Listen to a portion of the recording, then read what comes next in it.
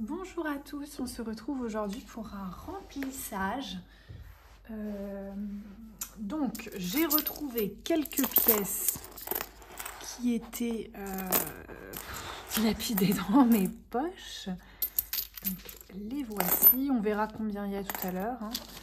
Et ensuite je vais faire un remplissage de 50, 70, 80, 90, donc 200 €. Sachant que nous allons récupérer ces deux petits billets 5 pour le challenge. On verra ça tout à l'heure. Donc, on n'est pas très avancé dans le mois. On est dans la première partie du mois. Les courses, j'aimerais beaucoup terminer. Enfin, je suis en train d'ailleurs de finir une grosse partie de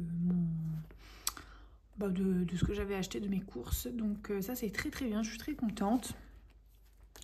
Donc, pour le moment, je vais pas mettre d'argent là-dedans, ni dans le social, parce que je veux que chaque petite enveloppe ait déjà un starter pack, disons.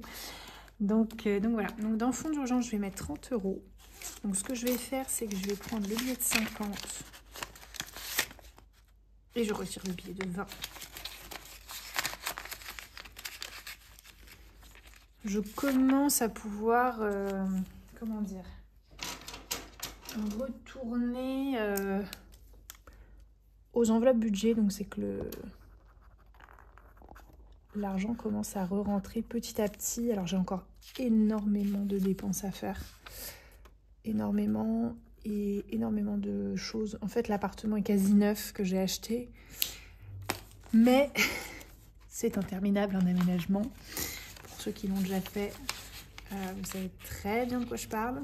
Donc voilà, on verra.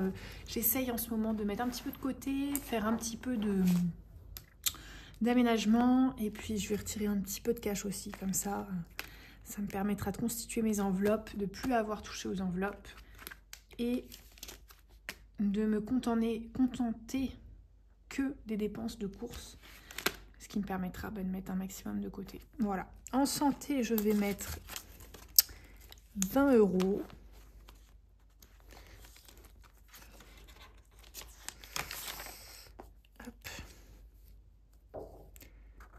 Comme ça, ce mois-ci, toutes les enveloppes auront un petit... un starter pack, comme je dis. J'aime bien dire ça, mais elles auront toutes un petit truc. Comme ça, après, je pourrai choisir laquelle je remplis au plus vite. Noël. Noël, il y avait 50 €. Donc...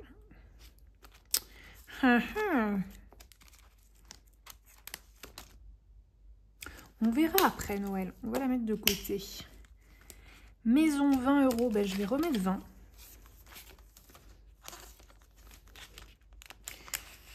Parce que c'est quand même important. Et comme je disais, je viens d'emménager. Donc s'il y a besoin, je vais quand même me motiver. Ou après, si j'ai d'autres projets. Moi, cet appartement que j'ai acheté, c'est pour le mettre à la location. Donc, l'objectif, c'est quand même d'avoir le moins de dépenses, de le rembourser le plus rapidement possible pour pouvoir le louer. Et moi, racheter quelque chose de bien plus... de quelque chose que je vais pouvoir garder sur le long terme, quitte à m'endetter vraiment beaucoup et faire un gros coup. Mais après, je bougerai plus. Du moins, je pourrais élever mes enfants sans problème, sans souci, construire une famille, héberger des proches, quoi que ce soit, sans aucune difficulté de logement, d'espace et d'emplacement. Donc, voilà. Ensuite, les épargnes, je vais mettre 10 €. Comme ça va combler le petit manquement qu'il y avait. Voilà. Je ne sais pas si ça vous intéresse que je fasse une vidéo sur ma stratégie d'argent, en fait. Comment je m'organise, quels sont mes placements, quels sont mes investissements, combien de pourcentage je mets en épargne, combien je mets en placement, combien je mets dans l'immobilier, combien je mets dans les enveloppes. Voilà, je ne sais pas si ça vous intéresse. Et anniversaire, 10 €, il me reste un billet de 10. Et ça termine la petite bulle. Parce que c'est vrai qu'on se concentre beaucoup sur là, les dépenses, il faut dépenser moins, etc. Mais il faut aussi et surtout gagner plus. Voilà, donc ça c'est quand même le principal objectif. Bon, moi j'aime bien parce que ça me permet de mettre des catégories dans mes dépenses et pas partir trop en live.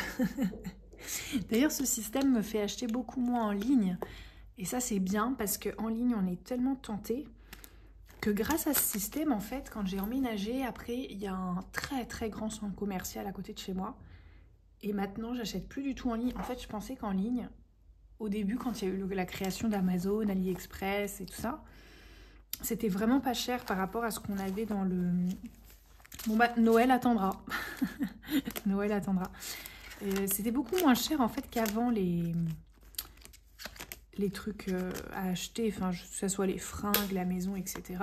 C'était moins cher en ligne au début. Et maintenant, je trouve que, bah, comme j'ai pris enveloppe budget, je dépense donc tout en cash et donc en magasin, je me suis rendu compte que quand on va chez Amazon, mais le prix que ça coûte, c'est abusé, quoi. Franchement,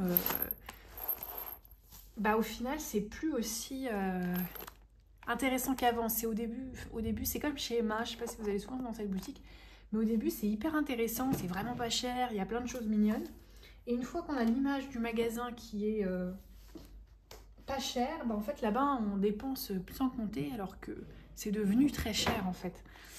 Donc, bah merci, bonsoir. Et le fait de me dire, en plus, que j'achète en grande surface, quand je vais sur Internet, après, je me dis, bah, je trouverai moins cher, ou j'irai voir en boutique, et du coup, j'oublie d'acheter, et... Voilà, fin du débat, fin de l'histoire. Donc, nous avions 3 billets de 5. Et donc, je vais en rajouter 2. Ce qui fait 5 billets. Et aujourd'hui, j'ai pensé à ramener mon super stylo. Donc, 1, 2, 3, 4 et 5. Et 5 x 5, ça fait 25. Et c'est déjà un bon début, moi, je trouve. Donc on va les ranger quand même.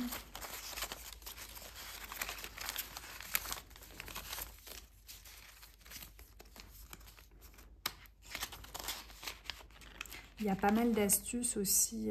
Moi, je vois, j'ai beaucoup de collègues à moi. On a le même salaire, mais pourtant, j'ai une capacité... Et on a les mêmes charges.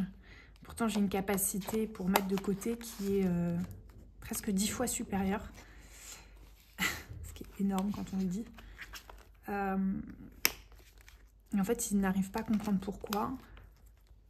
Et je pense que c'est très simple. Donc peut-être qu'un jour, je ferai un vlog de comment, pendant une semaine, genre comment je dépense mon argent et genre combien il y a sur mon compte qui s'enlève et comment ça se passe.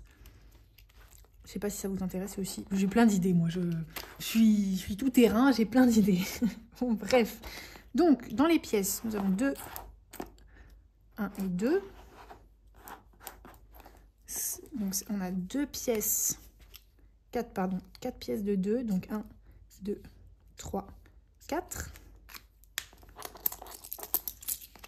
Ce qui fait déjà 8 €, c'est plutôt pas mal.